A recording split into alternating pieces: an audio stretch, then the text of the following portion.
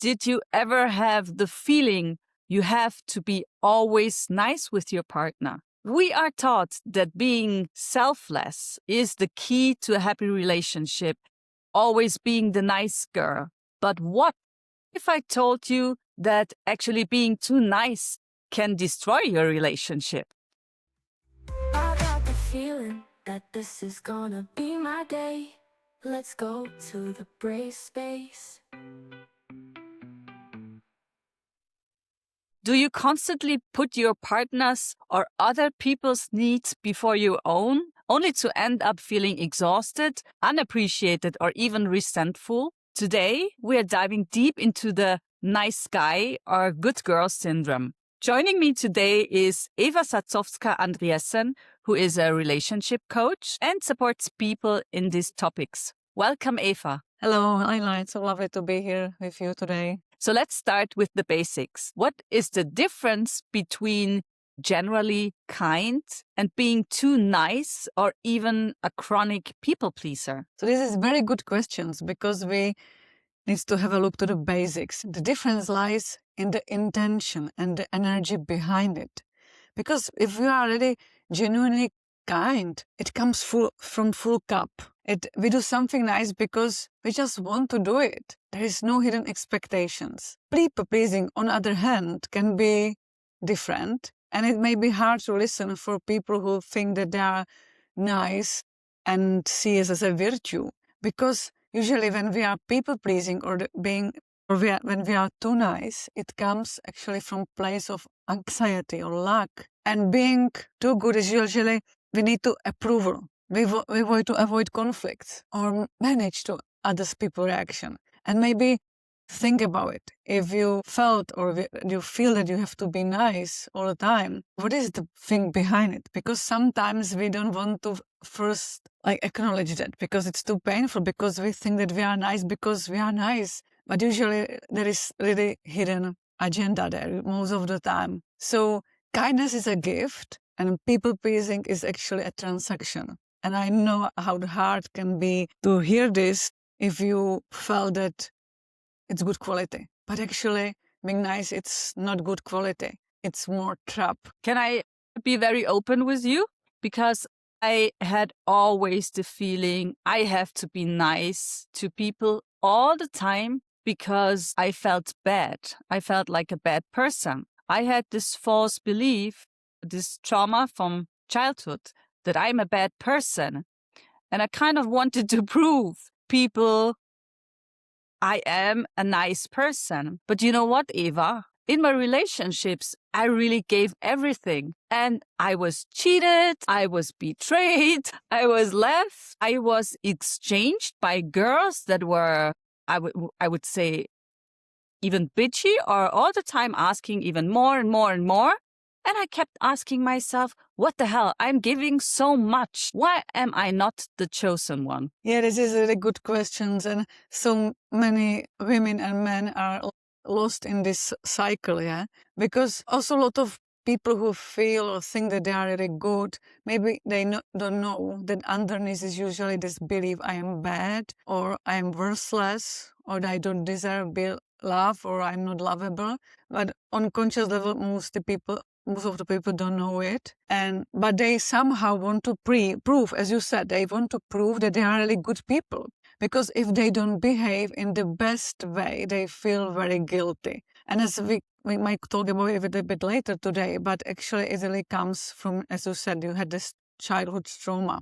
Yeah, and actually always everything, our automatic behavior, it was set up in our childhood. Yeah, so we try to do the best. We try to do like 180% of work for our relationship, but there is no space for our partner then.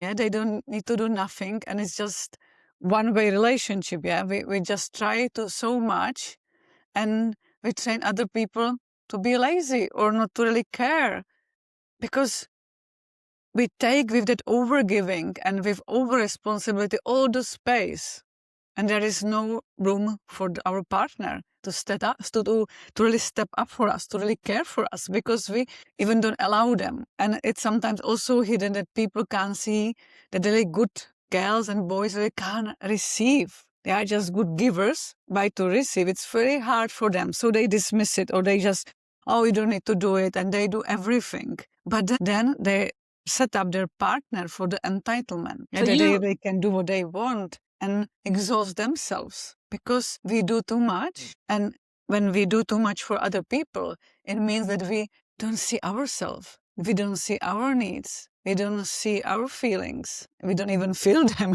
usually. And the other person always mirrors this. The other people don't behave to us as we behave to them, but as we behave to ourselves. So if we dismiss our needs, our partner dismiss our needs too. They just ignore it if we ignore them. So it's the trap we are usually in if we are having this syndrome of being good girl or good boy, because we are just completely, I would say, lost in expectations of others. When people start to discovering it, it's usually very painful and shocking for them. Yeah. So, I mean, our partner and people around us, they pick up the clue how to treat us from ourselves. So if we always say, no, I'm not hungry, or no, you don't need to help me, so they're not going to help you because they think you don't need it or you don't want it. And on the other side, a lot of people in relationship think when I give 200% of myself, I always say yes, I'm always kind, I always see him. They try to bound the person to themselves and how can I say, that they will be loved unconditionally, but usually this strategy backfires. Why is it so? You said it beforehand. So you kind of teach them you don't need anything, you're a bad receiver. Why are these people so bad at receiving? Yeah, because they were trained from childhood not to receive. They were just trained to give, really read the other people's mind and give, because then parents told them, oh, you are a good girl, yeah, and you deserve something, you can have this sweet, or if you will be good girl, you will have something, yeah. So you actually were trained to just give and listen what other people want from you, or even notice their expectations. When you didn't do it, you just had the feeling that you failed because actually you got some bad treatment from your parent. So you behave nicely to have good outcome from your parents. And then when you do it in the relationship, you are always there people pleasing other person. And then you are completely forgetting about yourself. And there is usually no space for your partner. Even a lot of people pleasers try to actually control and manage their partner's feelings.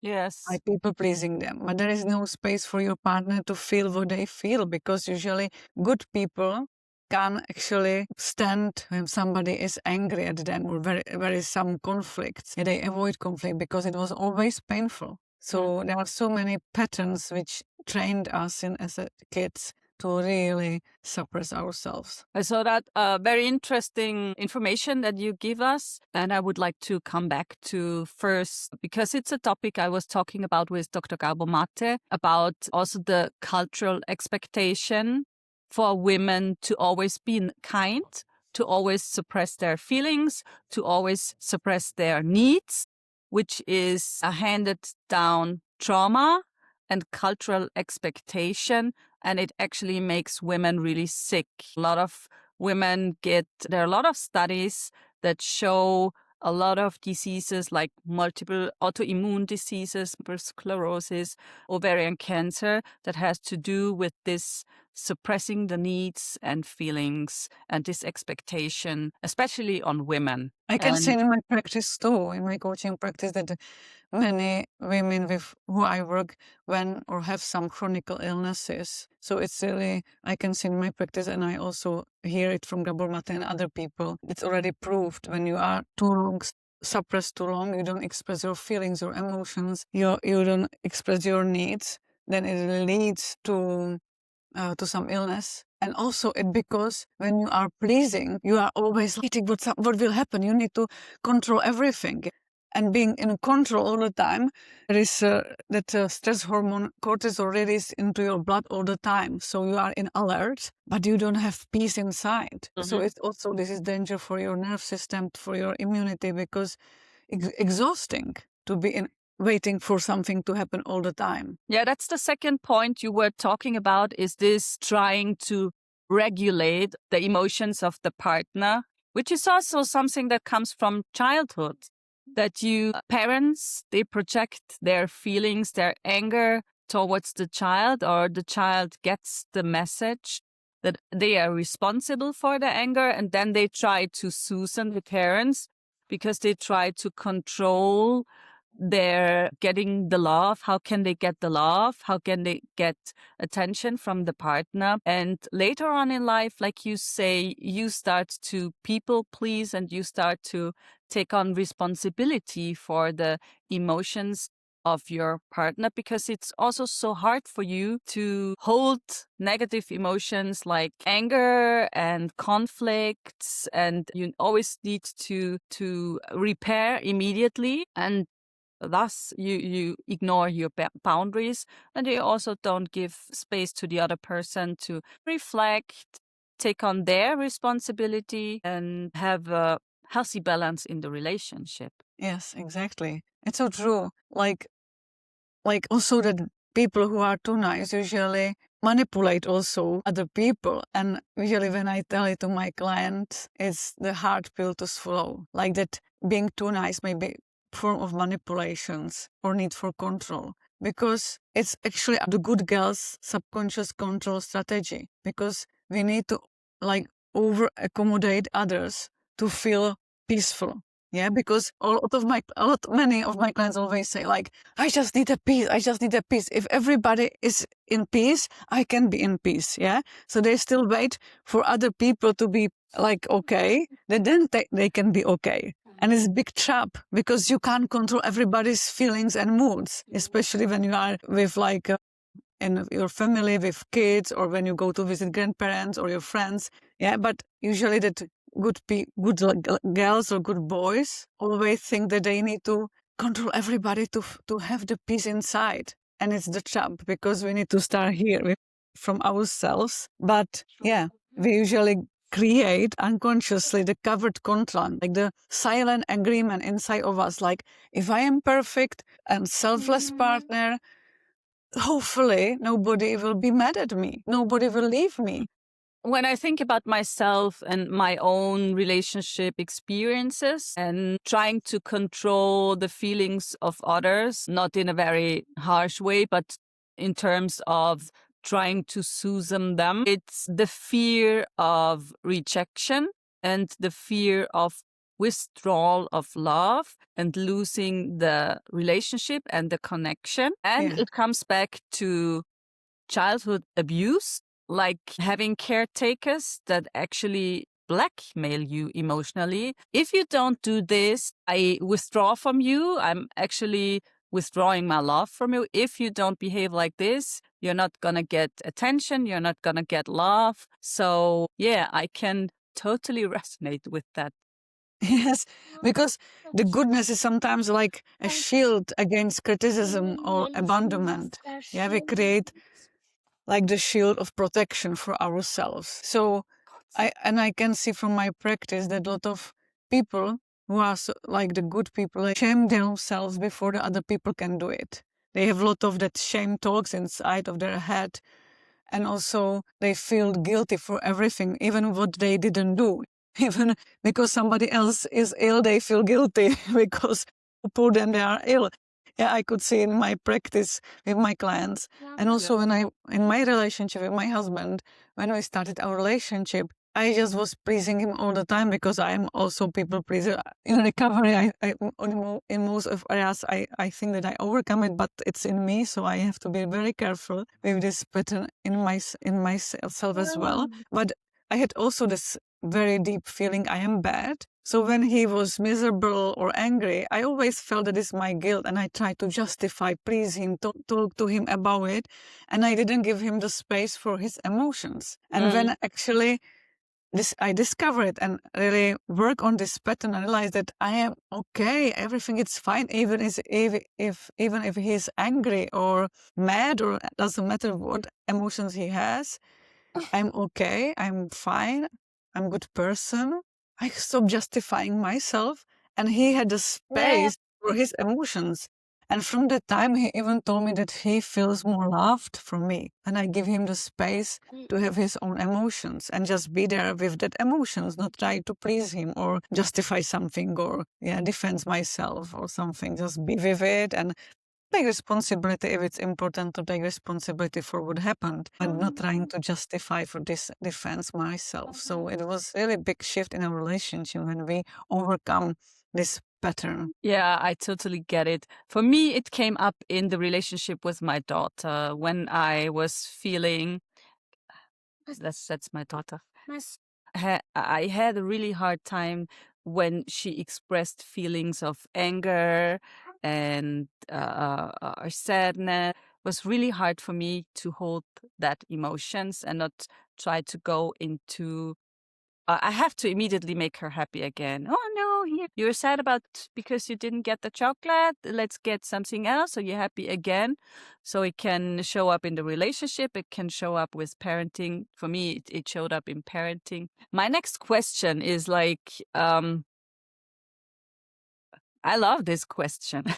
We try to give our best to have the best relationship but what if being the nice girl or the good guy even kills the romance in your relationship? Yeah, I think that because being romantic, being in a relationship requires polarity. It requires our uniqueness. Why does It it require polarity? That's so interesting. If we are too good, we try to merge with our partner, yeah? We try to be like their partner wants us to be, then we are losing our authenticity, that we are actually not ourselves. And I feel that in a healthy relationship, it's important to be like two distinct individuals with their own thoughts, with their own desires, with our feelings, with our personality. If we are too good, we're actually losing our personality. We are losing our identity in the relationship to really please the other person. Then we are more being like that other person. When we agree with everything, we just don't have any needs. We just lose our essence, our vibe. And when we lose our essence, our vibe, there is no spark. We just become extension of our partner. There is the loss of attraction. Yeah, but Eva, I have to ask you because, I'm a person. I'm I don't want to play games. I'm over that. I am a reliable person. I don't want to, if someone writes me, I write back pretty immediately because when I wait too long, I might forget it. So I'm someone, if I receive a message and when I come to reading it, I immediately answer it. It's pretty close to, it's not a long time that I answer. But I had coaches, they said to me, no, Lila, if you date a guy, don't do that. Don't write back immediately. Let him wait. He needs to whatever. He needs some resistance. He needs this and that. It's the brain of the man. He needs to chase the girl. What the hell is going on in the brains of men and women? For me, I see that there is important of consistency. Like if you reply immediately, I think that it's no problem. Like, what is the problem if all of the people don't respond for a long time and let the other person wait for days? Yeah, because there is always some misinterpretations, and also people who are manipulative can do it as a test. Yeah, if I can play with this girl or with this guy. So I feel that a healthy relationship requires consistency, respect, and healthy boundaries. I am not the fan of any games, because I think that what is important to be authentic from the beginning, and if there is no fit, it's good to know at the beginning, not to play the games, pretend something, and then discover later on that everything was just pretend, that it wasn't authentic. Yeah. So I prefer, and what I teach my clients, just be honest, be yourself, say what you really feel, what you need, don't hide anything, be aware what you really want from the relationship, how you want to feel in the relationship, because sometimes, especially good girls and good boys can be lost in the relationship very quickly. Because when there is the attraction, they just want to please the other person and completely forget about themselves. And they just start to play games of other people because they cannot know how to fit to the expectations, because they were trained in that in the childhood. So you can even lose yourself even in the dating at the beginning. I stand for authenticity, consistency, respect, and flow. Yes, me too. Yes. So, yeah, like I can totally resonate with this losing complete respect of the partner when you're too nice, when you forgive too many times, because you know that I am an empath and the person who is highly sensitive.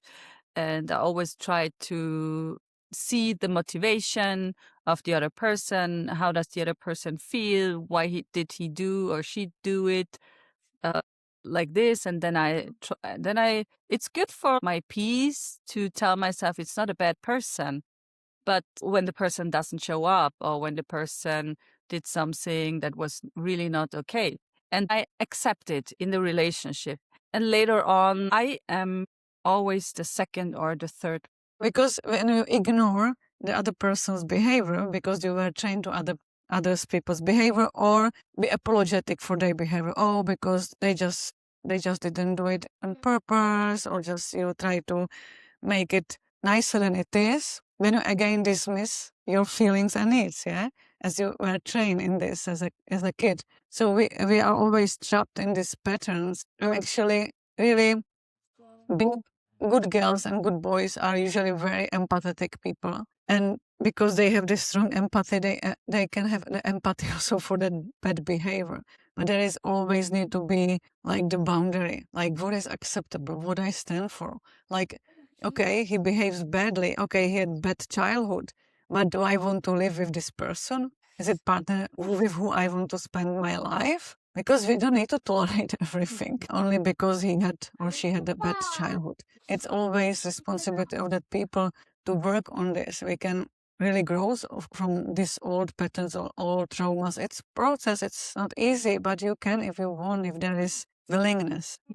We try to find excuses like you didn't do it on purpose. And it's totally right that the person didn't do it on purpose. Like there's nothing wrong about it.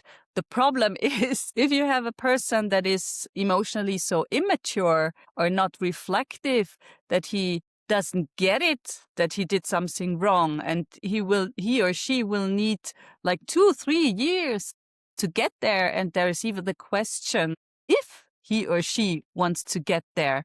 Exactly. You will have a severely unbalanced in the relationship. You will always be the one who gives more energy, and the other one will always be more of taking it, and you will end up exhausted. So so nothing wrong with people who don't get it, who can't see it. But the thing is, if it constantly hurts your feelings, then the relationship might not be for you. And I don't necessarily talk about romantic relationships, but also friendships, because at the moment I am more focusing on friendships. Yeah, you can exhaust yourself in a relationship. Like, because sometimes people who are the people pleasers, they have a lot of sometimes toxic friendships. Yeah. Friends who use them just for the problems or for the just say something and then don't come back with help or anything like this. Yeah, it's usually one way. Many times it's one-way relationships, and people sometimes don't see, or they feel bad. And like sometimes it is like that you are doing so much for other people, and when you ask for help, they say always, I can't, I don't have time.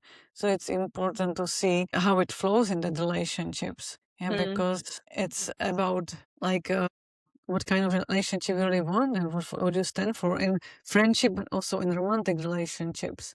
Let's move to the question of the parent-child dynamic. How does overfunctioning for a partner turn you into their caretaker rather than their lover? It's also what I see quite often in my coaching practice, like that clients actually discover that they were mothering their partners. Yeah, and when you overfunction, remind everything to your girlfriends or boyfriends, like or cleaning up their mess, managing their emotions, being over responsible, over givers. I even don't know how, but you stop being their lover and you become their mother, their manager. And actually, one of my clients was completely like shocked when she discovered how she was mothering her ex-husband, because it kills romance, it kills the relationship. But it's also, it's both-sided. You two people create the dynamic, yeah? So another client discovered, oh wow, I was mothering him because it was giving me value. And he was receiving it so well because he was emotionally not mature enough. He was like 5 years old. But she felt good. She felt that she's valuable because she was supporting him all the time. But now, when they're over 50, it's not working anymore. She's exhausted from this mothering, and he's still behaving like a little 5 years old boy. And with 50, it's not easy to change the dynamic. Maybe if the people have the strong feeling that I need to survive, I need to overcome everything, they might be in this relationship. I have in my coaching practice, I have even clients who can't stand it anymore after 20 years of relationship, of after 30 years of relationship. But it's one of them, it's so exhausted from that mothering, fathering.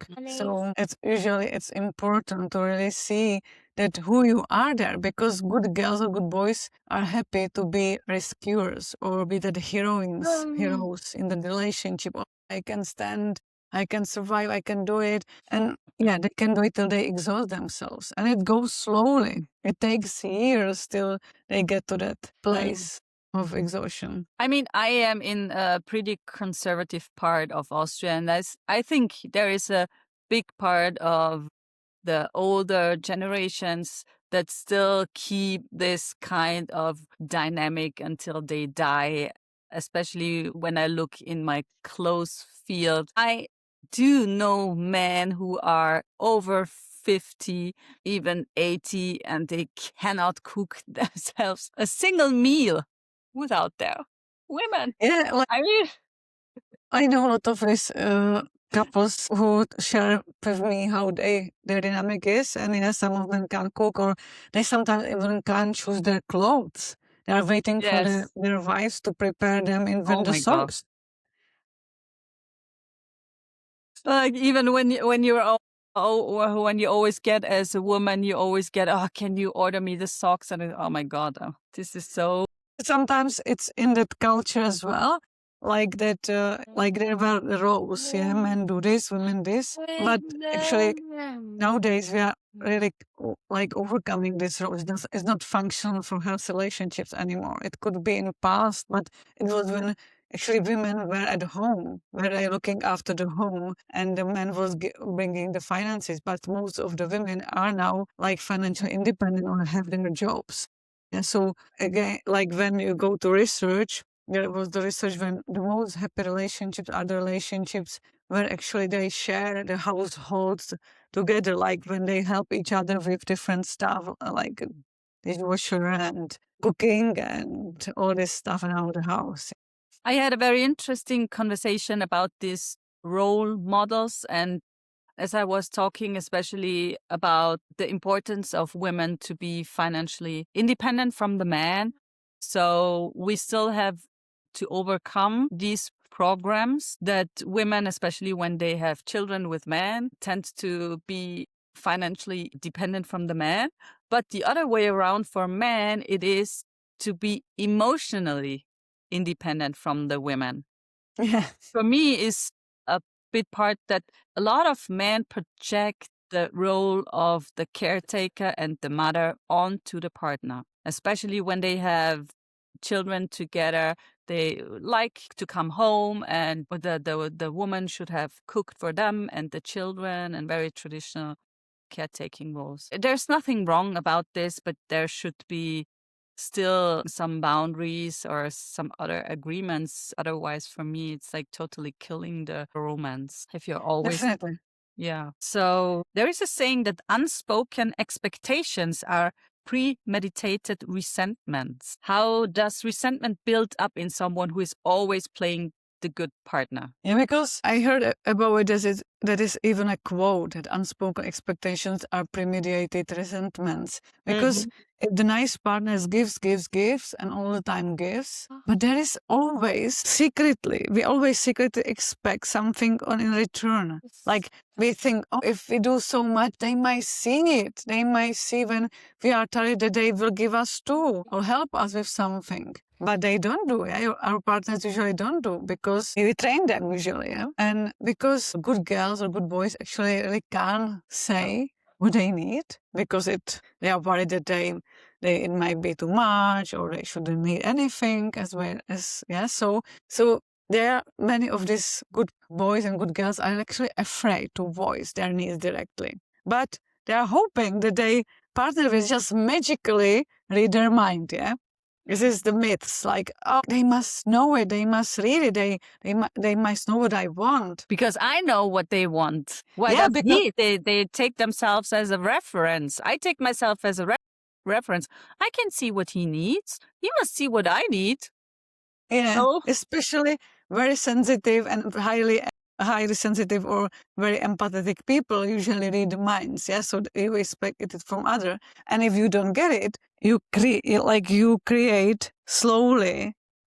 You build up slowly that internal anger, yeah, and resentment because you feel like if I did everything for them, how they can do nothing for me, yeah. So like how it is, like they can ignore me for so long time, but actually good girls usually never asked, yeah, for anything, but they didn't ask or they didn't show that they had this need, or the other explanation would be that they actually did attract a toxic partner. Yeah, usually they attract toxic partner who left it. They don't have any needs. But the needs are hidden. They are there. They are just dismissing it. So, like people, like the good girls, good boys dismiss their needs, and then they believe that, oh, that somebody else will read it and give it to them. But it's usually not happening like this, and one day it usually explodes, yeah? One day it's like you have enough. You can't cope with it. It's the exhaustion. You can't deal with it anymore. Or you are so disappointed or so resentful that it just goes to sometimes to the end of the relationship, sometimes to big conversations because it's not workable anymore. Yeah. I think it's, working with the children, and a lot of children, for them, a topic is what is fair. It's about fairness. And I think at one point when you give, at one point, even when you're the most empathetic human being and the nicest girl on this planet, there jumps in this little child inside of you that says, this is unfair. And it makes you really angry. Because Is it unfair? And yeah. And also, like, as you said, like that good people usually attracts the toxic people or emotionally not available people, narcissistic partners. And because it's perfect alignment. Well, can you explain that a little bit more pointy? What is it that our toxic partner especially seek in relationships? Because, for example, Gabor, he said, like, if you have a wound that you don't feel safe, you will attract abusers. Yes. So they will feel it. It's not like maybe written on your face, but it's very subtle and they look for it. So what is this wound that you have inside of you, and what are they looking for? Yeah, usually the toxic people or narcissistic people, they like to have control, yeah? And they are takers. So they want givers, yeah? They want somebody who will give. And so actually they want somebody who they easily manipulate. If you have strong boundaries, you stand for yourself, you know what is right for you, narcissistic people will not choose you, or they will leave you very quickly.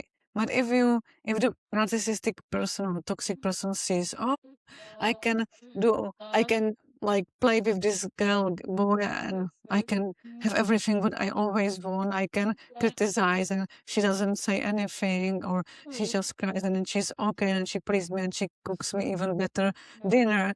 yeah, why they wouldn't do it, yeah? So they always test, narcissistic people always test their partners and see, but usually they actually are attracted to it as well. But they are some of the testing as well of if they can control or manipulate. The interesting thing, if I can mention this, is that both try to control. The Yeah, of course. narcissistic partner tries to control in his way, and the empath or the good partner tries to control in his other way. So there is in both human beings, there is a block or a wound that they need the control. They cannot trust. They have trust issues. They have fear of abandonment most of the time. Fear of abandonment. Exactly. Yeah. Yeah, exactly what you said. It's so true. Like good girls and boys want to control, to not to believe, or to be loved, and they avoid conflicts and they please others. It's also like controlling the situation. And the narcissistic people like to control through the power. Yeah, that everything needs to be how they want it to be, and if it's not the way they want it to be, they are angry or they give silent treatment to push the other person to the situation they really want. Yeah, so this is more hurtful. This is more painful for the person who is in this kind of person relationship. Yeah, but to have healthy relationship, we need to work on how to actually stop the need for control by actually knowing and seeing, and it's usually deep work, like to feel safety inside, seeing and feeling the goodness inside of us, that we don't need to be too good, that we are already good as we are. So it's always like we can't give anybody endless supply of validation, energy, and patience without noticing what is happening within us. Yeah. So if you have the strong boundaries, narcissistic people want to be with you in your relationship, they just leave immediately. But with people pleaser, they just stay because they think, oh, I can change them. I can do what they would. Yeah. So we are in the middle of our questions. Why do we do this? What is the block or the trauma or the wound behind this pattern of always being the good girl or the nice guy? And we have mentioned fear of being abandoned and trust issues, not feeling safe, not trusting the relationship, the other person. Yeah, it's as you said. Yeah, it's usually coming from our childhood conditioning. Yeah, what was happening in our childhood, we attract to our relationships. So if we didn't feel safe, we find the partners who are not safe for us. But sometimes we believe that there is like false safety with these toxic people. Sometimes when we discover this false safety with that toxic people, my clients just couldn't believe that they were believing that by their better behavior they will be safer in this relationship. It's sometimes like it's hard to observe, but also it's so releasing, but also so painful for them. Yeah. So they try to avoid the conflict and think when there is no conflict, there is no problem in the relationship. But it's not true. So it's a lie. Yeah, and they want to avoid conflict because it's equal pain, for them. But actually, people need to learn these skills. There is always harmony in relationship, but also sometimes disharmony, and we need to know how to actually restore the harmony in the relationship. Like what is usually we need someone to tell us this, or we need to see it in our parents because we observe our parents. Yeah, we learn from observing our parents, or with the interaction between the parents, or from the interaction between parents and us. And if we can't see how to restore the relationship, how to restore the relationship after the conflict, people don't know how to do it, and then they are lost in the relationship. There is always the power control dynamic, and then when it's more and more avoiding the conflict, one is more dominating. So there could be, we said fear of abandonment, not trusting, fear of a conflict. It could be childhood trauma that your parents divorced or separated and you were left. Like I'm not lovable. I am not accepted. I'm not worthy. It's not worthy for who I am. I need to overgive, to over-deliver. I need to take on responsibility from the other person for his life or for her life, for her responsibility, for their emotions. There is I keep trying to find the words to sum it up, is the trauma of not having been loved unconditionally from your parents and or accepted caregivers. unconditionally. Because when there are the conditions, I will be nice to you, or Yeah. I will praise you only if you are good or quiet or helpful. Yes. Then So you don't. you couldn't be authentic with Yeah. your parents or your caregivers, and now the result, there is the trauma that you learned.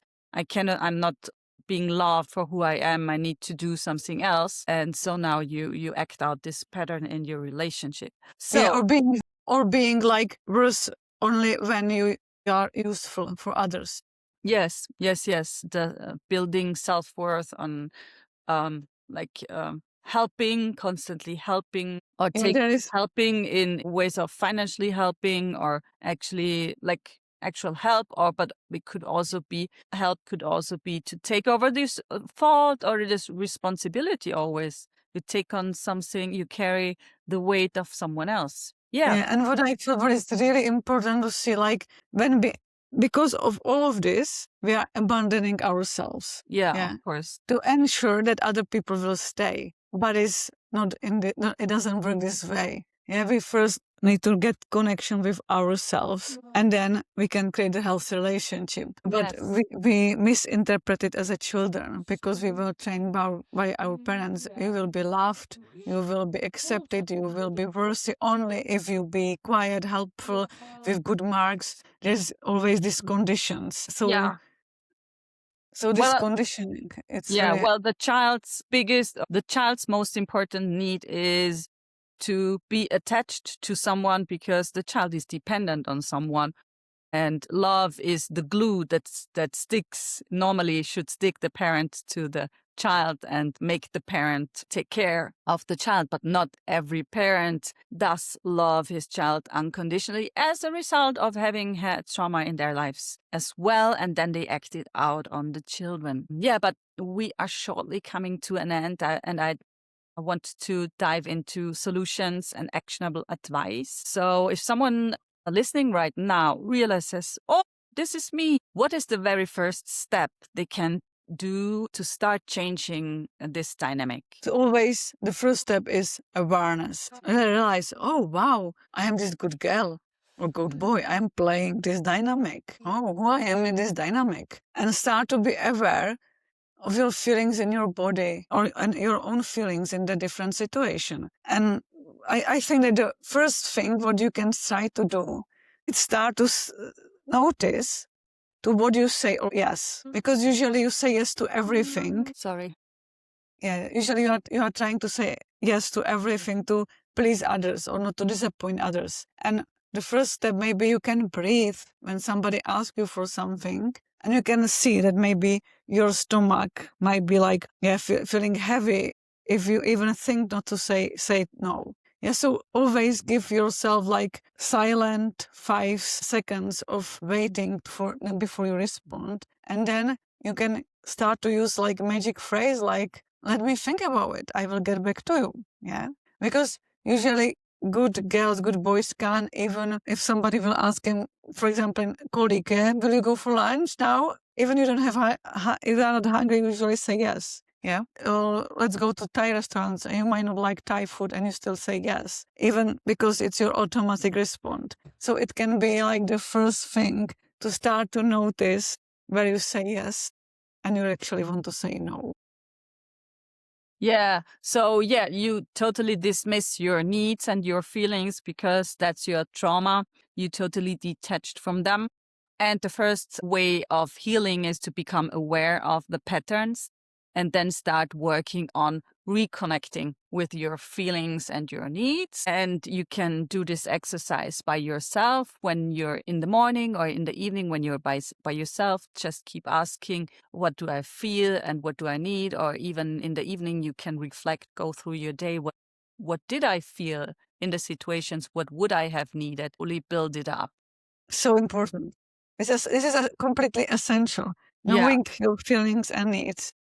And I would love to add, because I asked Gabor in the last episode, I also asked him, I have a severe trauma, and it's very hard for me to connect with my body and my needs.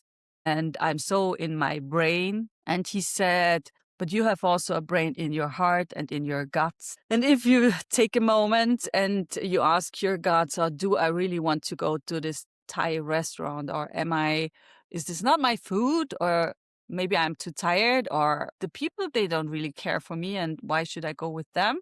Then trust your guts. So you have, even when you have this pattern inside of you, you still have places in your body where you can connect and ask yourself, is this right for me or not? Yes, it's so important, as you said. Just get connected back to yourself, to listen to your heart or guts, yeah, just to your intuition, to be connected to yourself and become more authentic. Because you might feel guilty at the beginning, but it's a part of the process, because you were trained to be pleaser, yeah? So if you don't please someone now because you said, oh, I don't want to go to the restaurant, you might feel guilt, and it's okay. Yes. It's just a guilt. It will go.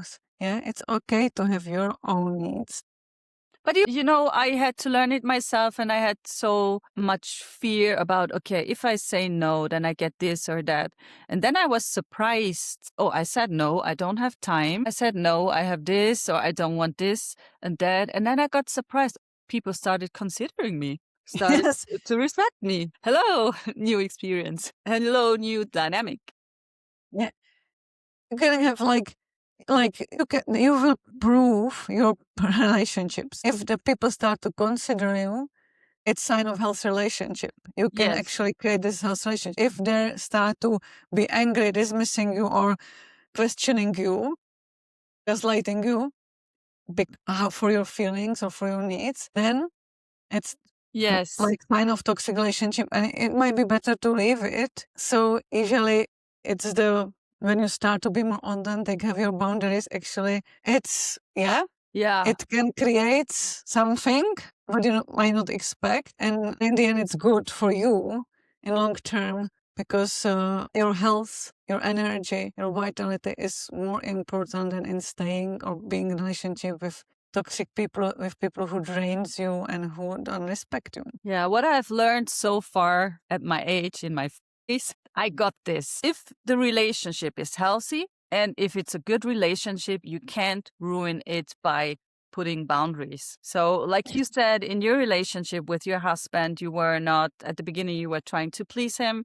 And then you started to put boundaries and whatever, and it didn't become toxic. I have a lot of friends who tell me the other way around. They say, like, when I say, okay, come on, go, and you don't like this, then tell him no. And then when I hear their reaction, I'm holding myself back, because I don't feel I'm in this relationship, and I am allowed to judge or tell them, listen, you know what? This is really a toxic relationship. If you tell him you don't want to, and you get a shitstorm and a lot of guilt, then he's not the right one. So if he's the right one, if she's the right one, if it's the right friend, they're gonna show up for you even when you put boundaries. Exactly. Yeah, so I would say the message at the end, like, just stop being nice and start to be real. Like, let yourself to be seen for your needs, for your expectations, so actually it's good to express your needs, not expect them, yeah. And but be yourself, like, with all your needs you have, and it's okay to have them. They might not be fulfilled always, but to acknowledge them, speak up with them, it's so important. So That's the it's nice, okay to be. really, yeah. That's really nice words for summing it up and closing the conversation. Is show up for yourself, dare to be yourself. I think a lot of people would be surprised how many positive things move towards them when they're being brave enough to show their authenticity. As you said, it might not be easy. There might be a lot of disruption in your family or in your social field, but you are worth it. Yeah. So you. true intimacy requires authenticity, not Mm, just politeness. It's so yes. important to realize that. And it keeps it fresh and interesting, right? If you always know, oh, she's going to say yes, and after 20 years, there might be no sparkle anymore. Yeah. So yeah, just be yourself. Live your authentic self. And sometimes we need help with other people. Just maybe sometimes it's good to ask a coach or therapist to support you on this journey, because it's a process and it's hard to be on your own in this. So at the end of this conversation, I also want to add that you are designing a special program for the good girls and the nice guys to Yeah. change their dynamics, to become more authentic. Where do they get the information if they're interested signing up? They will be soon on my website, evaandriessen.com. And in a meanwhile, if they would like to send me email, they are interested, they can write to eva@andriessen.com. Is it in English or in what language? It will be first in the Czech, and I am preparing it also in English. Will it be online or will it be on location? It will be a program on Zoom. Beautiful. Thank you so much, Eva, for sharing your wisdom. And thank you also to my audience for showing up, to devoting your time to learning and growing. If you like our conversation, please hit the subscribe button. There are a lot of exciting conversations coming up. Goodbye from the Brave Space. Bye-bye. It's lovely to be here.